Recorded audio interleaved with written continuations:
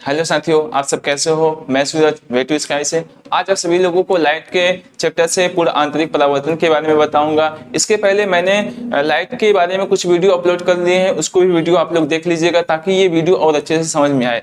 ठीक है, तो चलिए हम स्टार्ट करते हैं अपना ये टॉपिक। देखिए, पूर्ण आंतरिक परावर्तन होता क्या है। जैसे क्या होता है, हीरा चमकता है, हीरा चमकता है या मरीचिका मतलब रेगिस्तान में चले जाते हैं तो वहां पे हमको जल की तरह प्रतिबिंब दिखाई देता है, मतलब उसकी छाया दिखाई देती है। किसी भी जैसे कोई भी वृक्ष हो गया, उसका छाया दिखाई देता है रेगिस्तान पे, तो वो किस तरीके से होता है। या जैसे चलते हैं हम रोड पे चलते हैं तो वह गर्मियों के सीजन में ऐसा दिखाई देता है जैसे कि रोड पे कैसा लगा हुआ है, जल की तरह बना हुआ है। तो ये सब चीजें किसकी वजह से होती हैं, पूर्ण आंतरिक परावर्तन की ही वजह से होती हैं। किस तरीके से होती हैं उसको समझने के लिए सबसे पहले अपवर्तन के नियम को जानेंगे। अपवर्तन के नियम को मैंने इसके पहले वीडियो में मैंने बता दिया है, तो अब उस वीडियो को आप लोग देख लीजिएगा। तो थोड़ा सा इसको मैं अपवर्तन के नियम में थोड़ा सा मैं बता देना चाहता हूं आप लोगों से, फिर से एक बार रिवाइज करने के लिए। तो देखिए क्या हो जाता है, जैसे मैंने बताया था आप लोगों को, क्या होता है, ये कोई क्या होता है, मान लेते हैं विरल माध्यम हो गया और ये क्या हो गया, यहाँ पे हमारा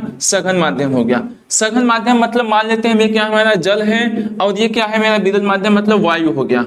ठीक है, यहाँ पे वायु हो गया। तो हम क्या करते हैं कि अगर हम सघन माध्यम से विरल माध्यम में जा रहे होते हैं तो क्या हो रहा था कि यह जो मेरा प्रकाश की किरण थी वह अभिलंब से क्या हो जा रही थी, दूर हट जा रही थी।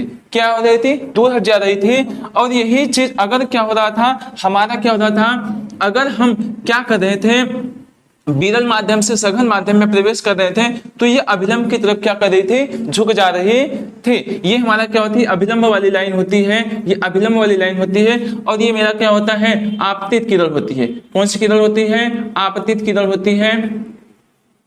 और यहां से क्या हो जाएगी, इसको बोलते हैं अपवर्तित किरण, अपवर्तित किरण। ठीक है, यहाँ पे अपवर्तित किरण, तो हमने देखा था कि जब कोई प्रकाश किरण सघन माध्यम से विरल माध्यम में जा रही थी तो वो अभिलंब से क्या हो रही थी, दूर हट जा रही थी।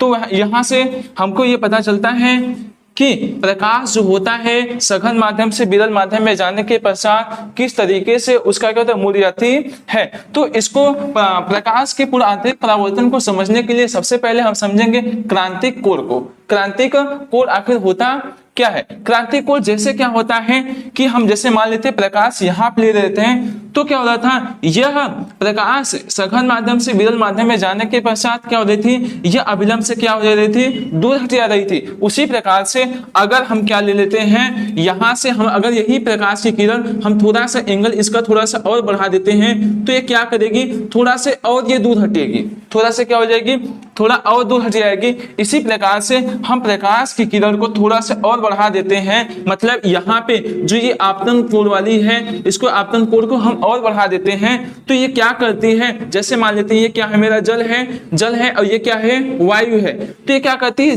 ये प्रकाश की जो किरण है यहाँ पे अभिलंब के पड़ने के पश्चात, अर्थात जो ये जल का सतह है इस पे पड़ने के पश्चात क्या हो जाती है, या इसी पे इसके सतह से ही क्या हो जाती है, इसका रिफ्लेक्शन हो जाता है, अपवर्तन हो जाता है। अर्थात यहाँ पे हम क्या बोल रहे हैं, इसके आपतन कोण को बढ़ा दिए हैं तो क्या हो रहा है, ये जल के ही सतह से क्या हो जा रहा है, यहाँ पे अपवर्तन इसका हो जा रहा है। जल के ही सतह से इसका क्या हो जा रहा है, अपवर्तन। और कैसा हो रहा है, यहाँ पे क्या हो रहा है, 90 डिग्री एंगल बना ले रहा है। अर्थात यहाँ पे क्या रहा है, कोण आर बराबर कितना हो रहा है, 90 डिग्री, मतलब रिफ्लेक्शन एंगल कितना हो गया है हमारा, 90 डिग्री। अर्थात हम क्रिटिकल एंगल को हम कह सकते हैं कि आपतन कोण के मान को इस प्रकार बढ़ाया जाए कि रिफ्लेक्शन कोण का मान कितना हो जाए, 90 डिग्री हो जाए। तो यहाँ से यहाँ पे ये कौन सा कंडीशन हो जाता है हमारा, जब ये 90 डिग्री बना लेता है तो यहाँ पे इसको बोलते हैं क्रांतिक कोण कहते हैं। तो उसी प्रकार से हम देखेंगे, आगे चलेंगे तो क्या हो जाता है, ये मेरा कौन सा कंडीशन था, क्रांतिक कोण। क्रांतिक कोण होता है। तो इसी प्रकार से जब हम क्या करते हैं, इस जो ये हमारी प्रकाश किरण है इसको थोड़ा सा हम अगर और बढ़ा देते हैं, क्रांतिक कोण ये जो आपतन कोण वाली है इसके मान को और हम अगर बढ़ा दें तो क्या हो जाता है कि जो ये जल की सतह से अपवर्तन हो रहा था, अब यहाँ पे इसका क्या हो जा रहा था, यहाँ पे देख रहे हैं कि क्या हो जा रहा है, यहाँ से क्या हो जा रहा है, इसका परावर्तन हो जा रहा है, अर्थात रिफ्लेक्शन हो जाता है। ये क्या कर रही है, सघन माध्यम में से जा रही है प्रकाश की किरण, सघन माध्यम से जा रही, विरल माध्यम में न जाने यहाँ पे विरल माध्यम में नहीं जा पा रही है, बल्कि क्या कर रही है, यह सघन माध्यम से ही सघन माध्यम में क्या हो जा रहा है, इसका रिफ्लेक्शन हो जा रहा है। यही हमारी क्रिया कहलाती है प्रकाश का पूर्ण आंतरिक परावर्तन कहलाता है। प्रकाश का पूर्ण आंतरिक परावर्तन होता है। इसी तरीके से ही क्या हो जाता है, पूर्ण आंतरिक परावर्तन होता है।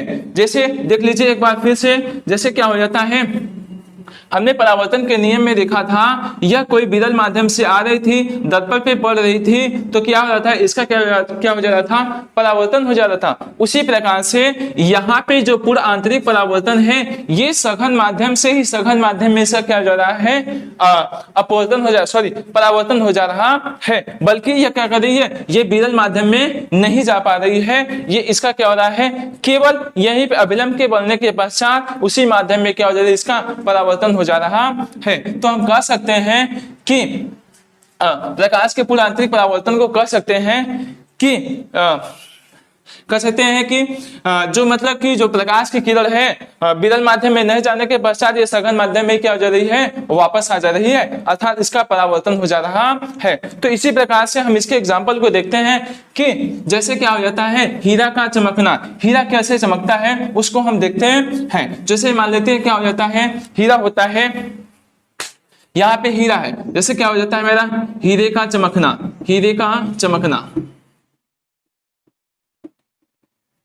जैसे हीरे का चमकना होता है, जैसे क्या हो जाता है, इसे मान लेते क्या होता है कि इसको जो इसका जो एंगल होता है 24.4 डिग्री होता है, मतलब 4 पॉइंट होता है। इसका कटिंग किया जाता है इस हिसाब से किया जाता है, ताकि इसका क्या हो जाए, प्रकाश का क्या हो जाए, आंतरिक परावर्तन हो, ताकि यह जो हीरा हो उसके अंदर ही प्रकाश का परावर्तन हो और वह चमकेगा। इसीलिए क्या होता है, जैसे क्या इसकी कटिंग इसी प्रकार से की जाती है। जैसे मान लेते हैं ये कोई क्या है, त्रिभुजाकार है, मतलब प्रिज्म की तरह है, तो यहाँ से प्रकाश पड़ने के पश्चात इसमें प्रवेश कर गई, तो इसका क्या हो जा रहा है, इसके अंदर ही अंदर इसका क्या हो रहा है, प्रकाश का क्या हो जा रहा है, परावर्तन हो जा रहा है। इसी प्रकार से क्या होता है, हीरा क्या होता है, इसके अंदर चमकता रहता है।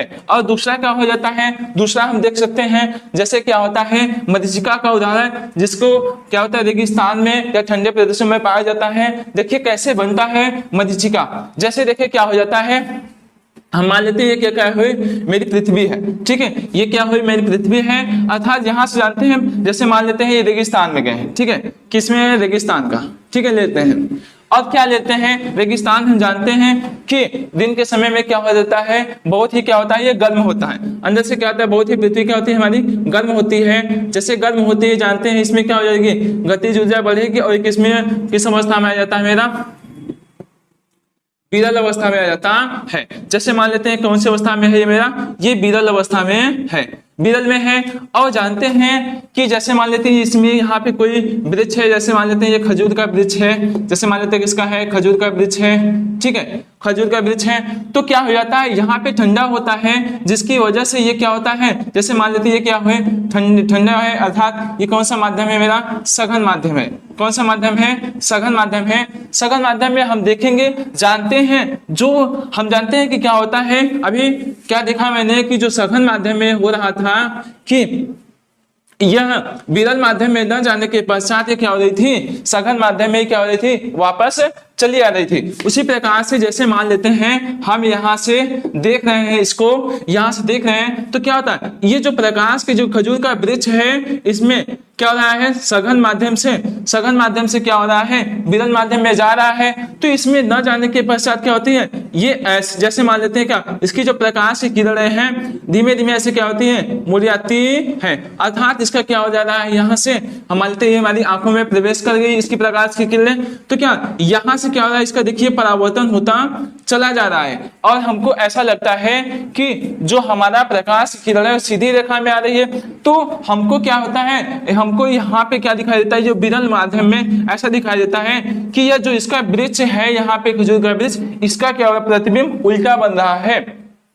तो यहां से हमको यह प्रतिबिंब खजूर का वृक्ष दिखाई देता है, यहाँ पे उल्टा दिखाई देता है। वास्तविक में ये ऐसा नहीं होता है, केवल क्या होता है, भ्रम की स्थिति उत्पन्न करता है। तो हम आगे और देखेंगे, जैसे किसका हो गया मेरा, जैसे क्या होता है ऑप्टिकल फाइबर का नाम आप लोग सुने होंगे, जो इंटरनेट के लिए बहुत ही उपयोगी होता है, जो क्या होता है इंटरनेट के तारों में लगाया जाता है ऑप्टिकल फाइबर। जैसे क्या हो जाता है, जैसे मान लेते हैं ये क्या है, मेरा ऑप्टिकल फाइबर है, यहां से इसको थोड़ा सा सघन कर दिया जाता है, सॉरी ये मान लेते हैं ये प्लास्टिक का कोई क्या है, मेरा प्लास्टिक का है, और यहाँ पे ऐसे बना रहता है ऑप्टिकल फाइबर। चल मान लेते हैं ये किसका है, मेरा प्लास्टिक का है, प्लास्टिक का है, और ये कि मेरा क्या है, कांच का है।